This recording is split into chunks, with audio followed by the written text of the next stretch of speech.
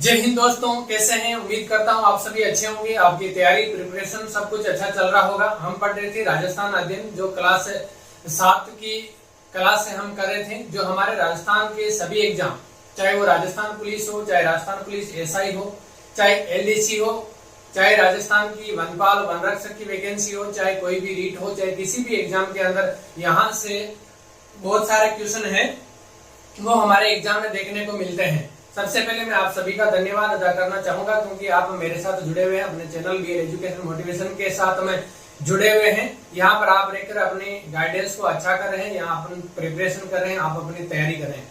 Class के last तक बने रहना। यहाँ से बहुत ही महत्वपूर्ण क्वेश्चन मैं इस सीरीज के अंदर करवाने जा रहा हूँ, जो आपके एग्जाम में रिपीटेडली पूछे जाते हैं और आगे भी पूछे जाने की पूरी संभावनाएं यहाँ से बनती है। तो ज्यादा टाइम वेस्ट नहीं करते हुए हम शुरू करते हैं आज की हमारी इस क्लास को, जिसका पहला क्वेश्चन है, जिसको थोड़ा सा जूम करने के लिए बोलूंगा मैं। बिल्कुल, अब आपको दिख रहा होगा क्लियर और आपको समझ में भी आ रहा होगा। हमारा पहला क्वेश्चन है, ब्रिटिश काल में राजा राममोहन राय के प्रयासों से प्रेरित होकर 1829 ईस्वी में कानून बनाकर सती प्रथा को गैर कानूनी घोषित किया गया। और ये गैर कानूनी घोषित करने वाले कौन थे? वो कौन व्यक्ति थे जिन्होंने सती प्रथा को सबसे पहले 1829 में कानून बनाकर राजा राममोहन राय के प्रयासों से इसके ऊपर प्रतिबंध लगाया? तो ऑप्शन नंबर डी हमारा राइट आंसर हो जाएगा, लॉर्ड विलियम बेंटिंग ने। लॉर्ड विलियम बेंटिंग वो व्यक्ति थे जिन्होंने सती प्रथा को रोक लगाई थी 1829 में राजा राममोहन राय के प्रयासों से।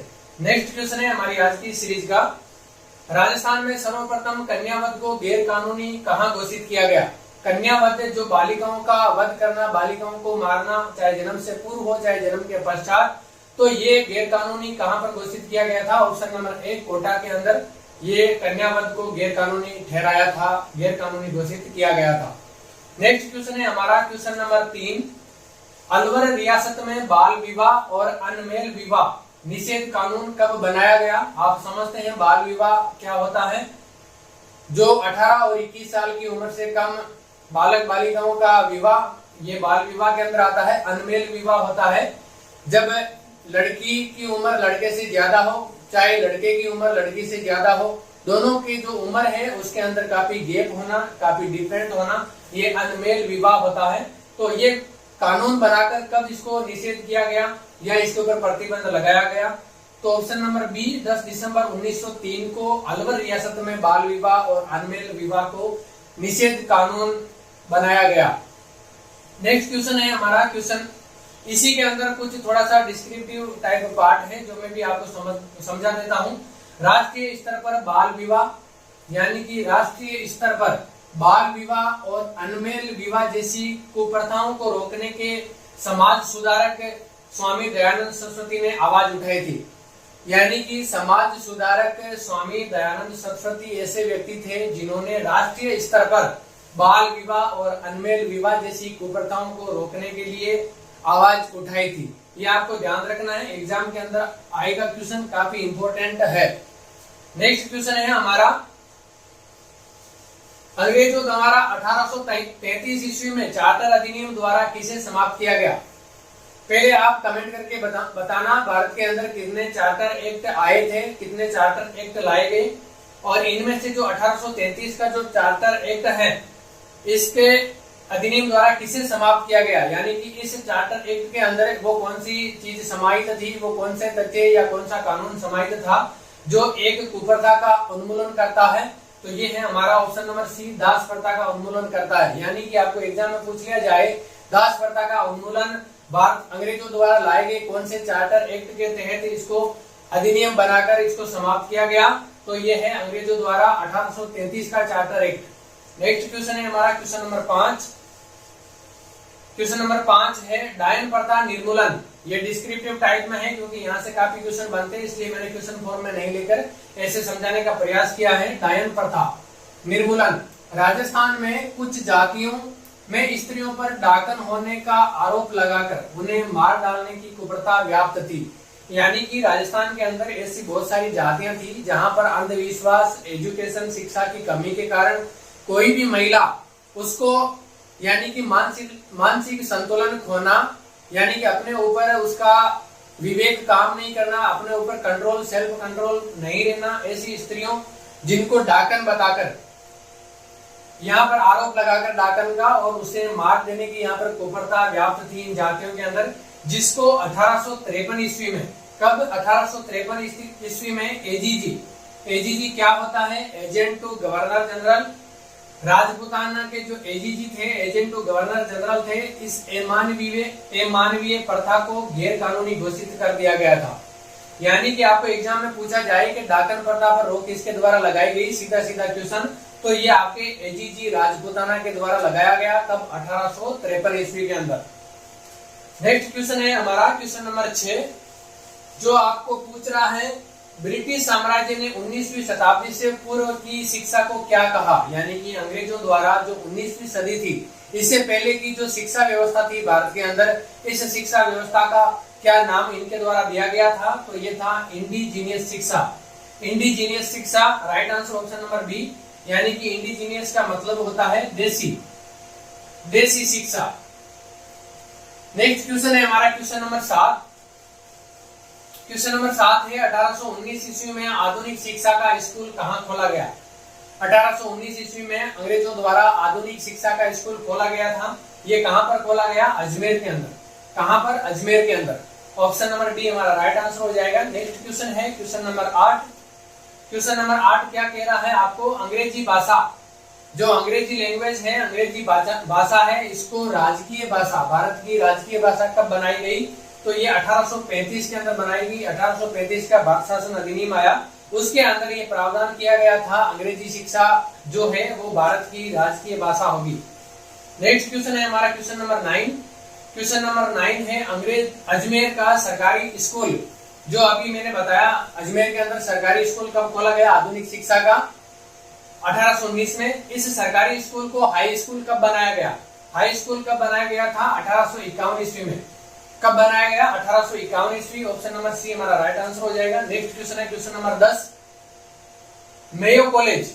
आपने सुना होगा अजमेर के अंदर मेयो कॉलेज, जो बोर्ड ऑफिस की तरफ जब हम जाते हैं तो मेयो कॉलेज आती है, बोर्ड ऑफिस से बाद में गोगरा घाटी की तरफ। यहाँ पर बहुत सारे अभ्यर्थियों का एग्जाम के सेंटर भी आए होंगे। तो ये मेयो कॉलेज है, ये 1872 में बनाई गई थी।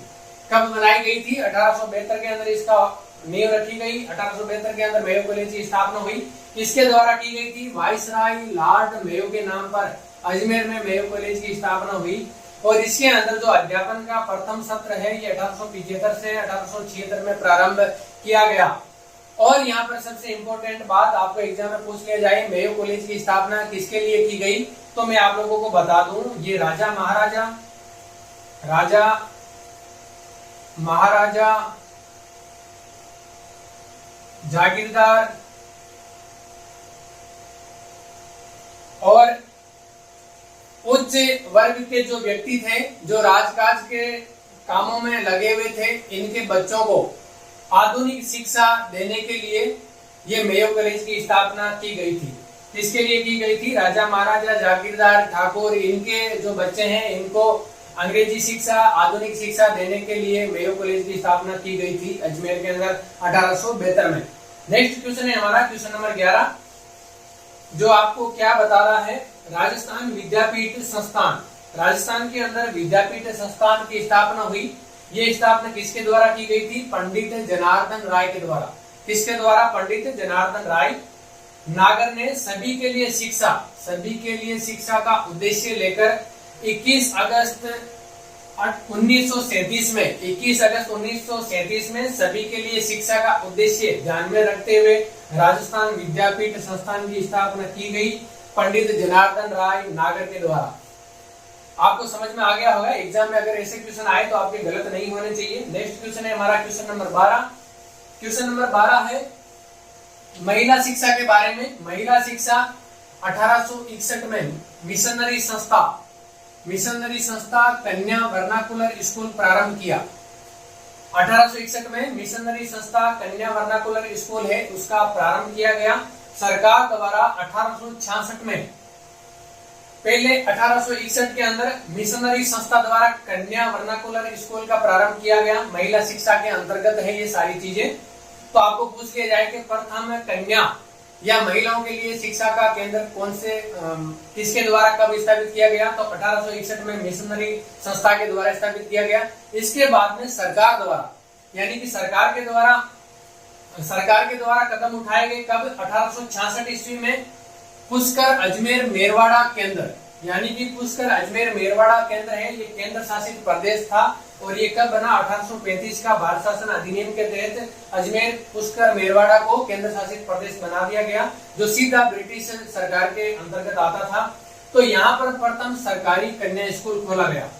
आपको एग्जाम में पूछ लिया जाए, सरकार द्वारा प्रथम सरकारी कन्या स्कूल कहाँ खोला गया? 1866 में अजमेर पुष्कर मेरवाड़ा केंद्र शासित क्षेत्र के अंदर खोला गया। इसके बाद अन्य क्षेत्रों पर भी सरकारी कन्या स्कूल खोले गए। ये महिला शिक्षा के अंदर उठाए गए महत्वपूर्ण कदम थे। नेक्स्ट क्वेश्चन है हमारा क्वेश्चन नंबर 13। क्वेश्चन नंबर 13 है भोगीलाल पांड्या के बारे में। ये कुछ व्यक्तित्व हैं, कुछ महापुरुष हैं जो राजस्थान के अंदर काफी योगदान इन्होंने दिया था। भोगीलाल पांड्या को राजस्थान में आदिवासियों का मसीहा कहा जाता है। सबसे बड़ा क्वेश्चन और बार बार पूछा जाने वाला क्वेश्चन, आदिवासियों का मसीहा किसे कहा जाता है? भोगीलाल पांड्या को। नेक्स्ट है वागड़ का गांधी। वागड़ का गांधी किसे कहा जाता है? भोगीलाल पांड्या को। इन्होंने बच्चों एवं प्रौढ़ों के लिए पाठशाला स्थापित की। बच्चों के लिए और प्रौढ़ शिक्षा के लिए इन्होंने काफी कार्य किए और पाठशालाओं का निर्माण किया गया, पाठशालाओं की स्थापना की गई और यही पाठशालाएं आगे चलकर वागड़ सेवा मंदिर के नाम से प्रसिद्ध हुई। किसके नाम से? वागड़ सेवा मंदिर के नाम से प्रसिद्ध हुई। आपके काफी इंपॉर्टेंट क्वेश्चन यहाँ से 3-4 बनते हैं, आपको ध्यान रखना है, ऐसे क्वेश्चन गलत नहीं होने चाहिए। नेक्स्ट क्वेश्चन है हमारा क्वेश्चन नंबर 14। क्वेश्चन नंबर 14 है नानाभाई खांट, भील और सेंगाबाई कालीबाई के बारे में, जो आपने स्कूली शिक्षा के दौरान काफी बार ये चैप्टर पढ़े थे और आपके एग्जाम के अंदर और कुछ किताबों के अंदर इनके चैप्टर कहानी आपको देखने को मिली थी स्वतंत्रता संग्राम के रिलेटेड। डूंगरपुर राज्य में जनजागृति हेतु सेवा संघ द्वारा पाठशालाएं खोली गई। जो सेवा संघ था जनजागृति सेवा हेतु सेवा संघ, इनके द्वारा डूंगरपुर राज्य में पाठशालाएं खोली गई और इन पाठशालाओं को चलाने के लिए नानाभाई खांट और सेंगाबाई को जिम्मेदारी दी गई। तो नानाभाई खांट को ये पाठशालाएं बंद करने के लिए सरकार द्वारा बाध्य किया गया, लेकिन उन्होंने नहीं माना तो नानाभाई की इन्होंने क्या कर दी? हत्या कर दी। इसके बाद में भी दूसरा अध्यापक जो सेंगाबाई है, उन्होंने स्कूलों को चालू रखा, यहाँ पर अध्यापन कार्य चालू रखा, लोगों को जागृति देने का कार्य है वो चालू रखा। तो पुलिस के द्वारा, अंग्रेजों के द्वारा, अंग्रेज सरकार के द्वारा सेंगाबाई को गाड़ी के पीछे बांधकर घसीटा और उनको मारने का प्रयास किया। तभी उनकी शिष्या कालीबाई, जिन्होंने इनको बचाने के लिए अपने हथियार से रस्सी को काट दिया और इसी के कारण से उनके ऊपर पुलिस द्वारा अंधाधुंध फायरिंग की गई और वो शहीद हो गई। और अपने गुरु को बचाने के कारण से वो अल्प आयु के अंदर शहीद होने वाली एक बालिका थी, जिनका जीवनी, जिनका चरित्र है, जिनके बारे में हम यहाँ पर पढ़ते हैं। तो ये था इनके बारे में। तो आपको एग्जाम के अंदर पूछ लिया जाए सेंगाबाई कालीबाई ने किसकी जान बचाई? सेंगाबाई की। सेंगाबाई कौन थे? ये किस सेवा संघ के द्वारा कहाँ पर विद्यालय स्थापित किए गए थे? डूंगरपुर। इसलिए मैंने ये आपको डिस्क्रिप्टिव टाइप करवाया ताकि यहाँ से आने वाला कोई भी क्वेश्चन भी आपका गलत नहीं होना चाहिए। नेक्स्ट क्वेश्चन है 15 करणी सिंह। करणी सिंह के बारे में हम क्यों पढ़ रहे हैं? क्योंकि ये बीकानेर रियासत के महाराजा थे करणी सिंह, जिनका जन्म 1924 में हुआ। लेकिन इनके जो इन्होंने क्या कार्य किया एक शिक्षा के क्षेत्र में, 1952 से 1977 तक 25 साल लोकसभा के ये सदस्य रहे। आपको एग्जाम में पूछ लिया जाए कि वो कौन सी रियासत के राजा? करणी सिंह, महाराजा करणी सिंह, जो 25 साल तक लोकसभा के सदस्य रहे। और इसके बाद में इन्होंने बालिका शिक्षा के लिए छात्रवृत्ति की शुरुआत की थी। आपको एग्जाम में पूछ लिया जाए बालिका शिक्षा हेतु छात्रवृत्ति की शुरुआत करने वाले कौन महाराजा है या कौन लोकसभा सदस्य थे? तो ये करणी सिंह थे, बीकानेर रियासत के, जो 25 साल तक लोकसभा के सदस्य रहे। नेक्स्ट क्वेश्चन है हीरालाल शास्त्री, जो राजस्थान के इतिहास के अंदर और राजस्थान के स्वतंत्रता संग्राम में काफी इनका योगदान है महत्वपूर्ण, जिनका जन्म 24 नवंबर 1899 को जोबनेर जयपुर के अंदर हुआ था। इसके बाद में इन्होंने जीवन कुटीर नामक संस्था की स्थापना की। जीवन कुटीर नामक संस्था की स्थापना किसके द्वारा की गई? हीरालाल शास्त्री के द्वारा। और यही आगे चलकर 1948 में जयपुर स्टेट के 1948 में और 30 मार्च 1949 को राजस्थान के प्रथम मुख्यमंत्री बनाए गए, प्रथम मुख्यमंत्री इनको निर्वाचित किए गए। तो आपको एग्जाम में ध्यान रखना है हीरालाल शास्त्री के बारे में कोई भी क्वेश्चन गलत नहीं होना चाहिए। नेक्स्ट क्वेश्चन है हमारा 17 नंबर, रतन शास्त्री जो हीरालाल शास्त्री की धर्मपत्नी थी, हीरालाल शास्त्री की धर्मपत्नी, इन्होंने वनस्थली विद्यापीठ जो जयपुर के पास में वनस्थली के अंदर है, वनस्थली विद्यापीठ है, उसकी स्थापना इनके द्वारा की गई। आपको एग्जाम में पूछ लिया जाए वनस्थली विद्यापीठ की स्थापना किसके द्वारा की गई? रतन शास्त्री, हीरालाल शास्त्री की धर्मपत्नी। यहाँ पर महिला एवं बच्चों की शिक्षा के क्षेत्र में उल्लेखनीय कार्य करने के कारण इन्हें कहीं सम्मान मिले, कहीं इनको पुरस्कार मिले, जिसके अंदर पद्मश्री, पद्म भूषण, जमनालाल बजाज अवार्ड प्रमुख है। आपको ध्यान रखना है पद्मश्री, पद्म भूषण, जमनालाल बजाज अवार्ड शिक्षा के क्षेत्र में महत्वपूर्ण योगदान देने के लिए किसे दिए गए? रतन शास्त्री को, हीरालाल शास्त्री की धर्मपत्नी को। नेक्स्ट क्वेश्चन है हमारा क्वेश्चन नंबर 18। क्वेश्चन नंबर 18 क्या कह रहा है? किशोरी देवी। किशोरी देवी के बारे में आपने सुना होगा, काफी इंपोर्टेंट क्वेश्चन है। RS लेवल तक के एग्जाम के अंदर ऐसे क्वेश्चन आते हैं और पूछे जाते हैं। जन्म इनका झुंझुनू जिले के अंदर हुआ था और कहा जाता है हिस्ट्री के अनुसार इनके पति, जिनको अंग्रेजों के द्वारा या पुलिस के द्वारा उनके ऊपर झूठा मुकदमा लगाकर इनको जेल में डाल दिया गया और इनको बाहर निकालने के लिए, अपने पति को छुड़ाने के लिए किशोरी देवी ने महिलाओं का समूह बनाकर जयपुर में सत्याग्रह किया और महिलाओं के उत्थान के लिए समाज सुधार और स्वतंत्रता आंदोलन में भी इन्होंने भाग लिया। तो ये काफी इंपोर्टेंट है, आपको एग्जाम के अंदर याद रखना है। ऐसे क्वेश्चन आए तो गलत नहीं होने चाहिए। नेक्स्ट क्वेश्चन है आपका क्वेश्चन नंबर 19, मामा बालेश्वर दयाल। आपने सुना होगा, नहीं सुना तो आप इसको आज ध्यान से देख लीजिए। मामा बालेश्वर दयाल ये कौन थे? 10 मार्च 1905 को इनका जन्म हुआ। 10 मार्च 1905 को इनका जन्म हुआ। मामा बालेश्वर दयाल सामाजिक कार्यकर्ता के रूप में प्रसिद्ध है। किसके रूप में प्रसिद्ध है? सामाजिक कार्यकर्ता के रूप में प्रसिद्ध है। और सबसे इंपॉर्टेंट उपलब्धि, जल, जंगल और जमीन आंदोलन किसके द्वारा चलाया गया? मामा बालेश्वर दयाल के द्वारा। एग्जाम में पूछा जाने वाला महत्वपूर्ण क्वेश्चन, इंपोर्टेंट क्वेश्चन आपको ध्यान रखना है। जल, जंगल और जमीन आंदोलन किसके द्वारा चलाया गया? मामा बालेश्वर दयाल के द्वारा, जो एक सामाजिक कार्यकर्ता थे जिनका जन्म 10 मार्च 1905 को हुआ था। नेक्स्ट और आज की सीरीज का लास्ट क्वेश्चन 20 नंबर, राजस्थान में सर्वप्रथम किस रियासत ने बाल विवाह पर रोक लगाई थी?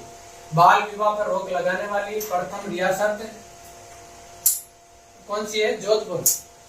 प्रथम रियासत कौन सी है? Option number C, Jodhpur. Jodhpur रियासत के द्वारा राजस्थान में सर्वप्रथम बाल विवाह पर रोक लगाई गई। उम्मीद करता हूं आज के ये क्वेश्चन आपको समझ में आए होंगे। ये जो सीरीज हमने चला रखी है राजस्थान अध्ययन की, ये आपको काफी समझ में आ रही होगी। यहाँ से आपके क्वेश्चन आप देख पा रहे होंगे, जो कि आप एग्जाम रिव्यू की बुक ले रहे हैं, चाहे मॉडल पेपर, टेस्ट पेपर कर रहे हैं, तो आपको समझ में आ रहा होगा कि यहाँ से काफी सारे क्वेश्चन पहले भी आए हैं और अभी भी आने की पूरी संभावना है। तो आप इंटरेस्ट के साथ में ये क्लास है, ये सीरीज लीजिए। अपने परिवार BL एजुकेशन मोटिवेशन और Telegram channel BL education motivation से जुड़िए, ताकि आप एक बेटर वे में अपनी अच्छी तैयारी कर सके और अपने सपने को साकार कर सके। जय हिंद, जय भारत।